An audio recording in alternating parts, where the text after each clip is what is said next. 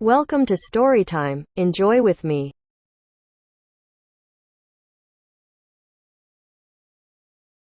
The Lost Crowns of Anglia by M.R. James. Seaburgh is a small town by the sea on the east coast of England. This part of England is called East Anglia. I went to Seaburgh for a holiday in 1919 with my friend Henry Long. There were few visitors in Seaburgh that year. There was only one other visitor in our hotel. His name was Paxton. Paxton was a tall, thin young man. He looked worried and unhappy. One evening, when Henry and I were sitting in the hotel lounge, Paxton came up to us. "Excuse me," said Paxton. "I must speak to somebody. Something strange has happened to me. I'd like to talk to someone about it. May I talk to you?" "Of course," I said. "Please sit down and tell us about it." "A few days ago," Paxton said, "I went for a walk to Freston. Freston is a village about 5 miles from here. I took my camera with me. The church at Freston has an unusual door. I wanted to photograph it. There are 3 wooden crowns on the door. The village priest came out of the church. I asked him about the 3 crowns on the door. The priest told me a strange story. Many years ago," said Paxton, "Anglia was a kingdom. The last king of Anglia died over 1,000 years ago. When he died, his 3 crowns disappeared. The people believed that the crowns were magic. They believed that the crowns were buried in different places. The crowns guarded the coast against enemies from across the sea. About 300 years ago, one of the crowns was found. It was secretly sold. No one knows what happened to it after that." "What about the other 2 crowns?" asked Henry. "The second crown was washed into the sea. It was never found again." "What about the 3rd crown?" I asked Paxton. "Was it ever found?" "I'll tell you about that," answered Paxton. "There was a family here called Ager. The people believed that the Agers were guardians of the 3rd crown. The last Ager died a year ago, in 1918. He had no children. I found his grave in the churchyard. I wrote down what was written on the gravestone. William Ager died the 21st of December, 1918, aged 28 years. Later, I went to the bookshop in Freston. By chance, I found an old book dated 1740. Inside it were some lines of poetry.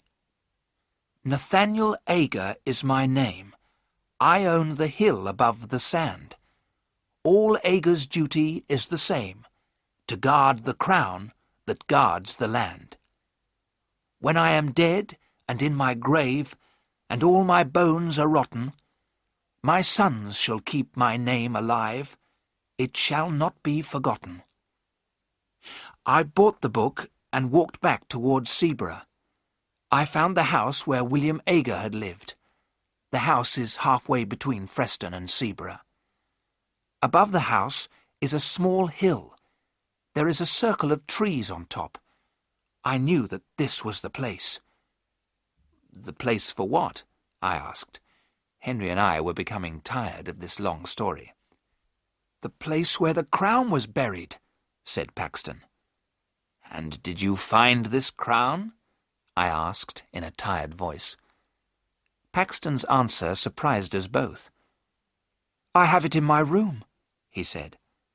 "Come and see it, then you'll believe me." Henry and I did not believe him. We thought that Paxton was not telling the truth. But we stood up and followed him. Paxton led us to his room. He opened a suitcase.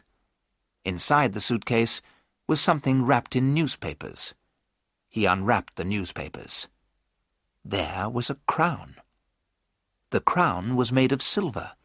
It was a circle of metal with 4 jewels. I put out my hand to touch it. "Don't touch it!" Paxton cried, and held the crown away from us. "Why not?" I asked in surprise. "We won't take it from you." "I'm sorry," said Paxton. "It's because—" He looked round the room in a strange way. "Since I took the crown, I haven't been alone." "You haven't been alone?" Henry said. "What do you mean?" Then Paxton told us more of his story. "After I'd been to Aga's house, I came back here. I got a spade and a lantern. When it was dark, I went back to the hill above the house.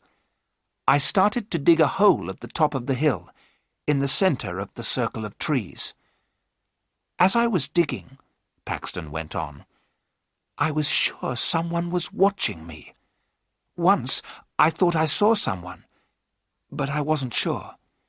The person was always behind me. Once I felt someone pulling my coat. But then I found the crown. At that moment I heard a terrible cry behind me." "Who cried out?" I asked. "I couldn't see anyone," Paxton answered. "But I think I know." He pointed to a book on a table beside the bed. "Every time I come back to my room, the old book is open." I looked at the table. The old book was open at the first page. I saw the name, William Aga, 1890. "So you think that William Aga is following you?" I said. "But William Aga is dead." "It's the ghost of William Aga," said Paxton. "He won't leave me alone. He wants the crown, but he isn't strong enough to take it from me." "And what will you do with the crown?" I asked. "I'm going to put it back," said Paxton. "If you put it back, will William Aga's ghost leave you alone?" I asked.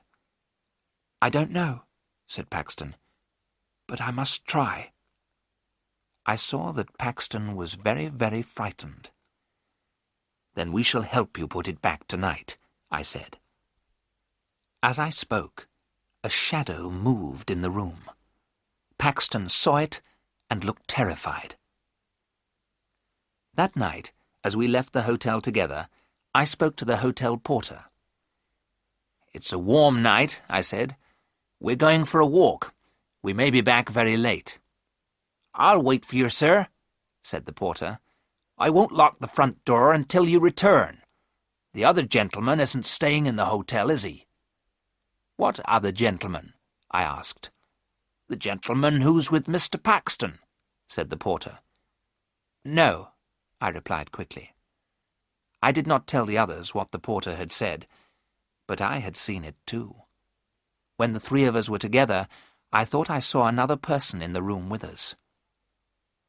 It took us half an hour to walk to William Aga's house. The road went along beside the beach. The beach was a lonely place at night. We saw the hill above the beach. The sea was calm. The moon was shining behind the trees on the hill. We climbed to the top of the hill. We had forgotten to bring a spade. Paxton did not care. He began to dig with his hands. As soon as he had dug the hole, Paxton put the crown in it. He covered the crown with earth. "It's back," he said in a loud voice. "Will you leave me in peace now, William Aga?" We heard nothing, but Paxton turned to us and said, "William Aga says never." We took Paxton back to the hotel. He walked in silence, looking down at the ground. "Don't worry," I said. "Everything will be all right tomorrow. We'll put you on a train to London. As soon as you're on the train, you'll forget all about this." "He'll never let me go," Paxton said. The next morning, Henry knocked on my door before 7 o'clock. "Let's go and have breakfast," he said. "Then we'll take Paxton to the railway station." I got dressed and went downstairs. Henry was waiting for me. "Have you seen Paxton?" I asked Henry. "He's not in his room," he said. "I thought he was with you." We went quickly to the porter. "Have you seen Mr. Paxton this morning?" I asked. "Yes, sir," said the porter. "He went out a couple of minutes ago. In fact, I thought he was with you, sir." "With me?" I asked in surprise. "Yes, sir," the porter said. "I thought you were outside the hotel, calling for him. It looked like you, sir. But I was reading the paper. Something strange happened at Freston yesterday."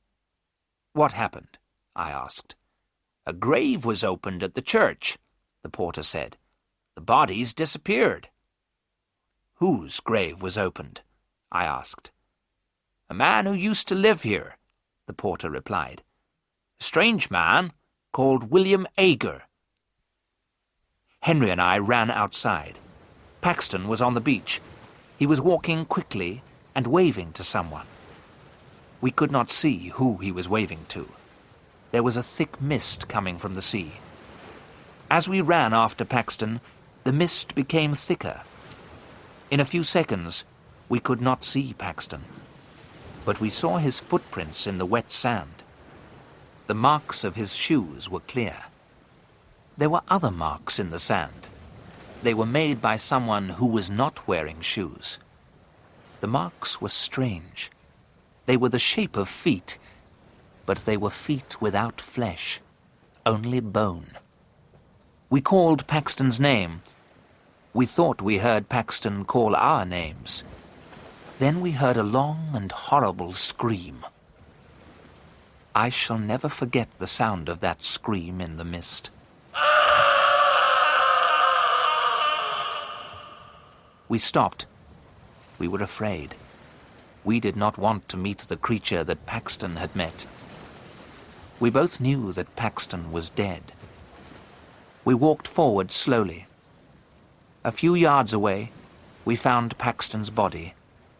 His mouth was full of sand and stones. His neck was broken. We heard a strange laugh in the mist. It was not the laugh of a living man. Henry and I were terribly afraid.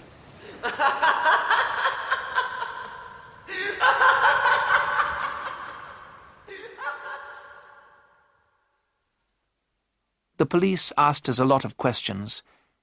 They never found out who murdered poor Mr. Paxton. Henry and I did not tell the police what we knew. They would not have believed us. Henry and I did not go back to look for the crown of Anglia. The crown is safe. We did not want to meet the ghost of the guardian, William Ager.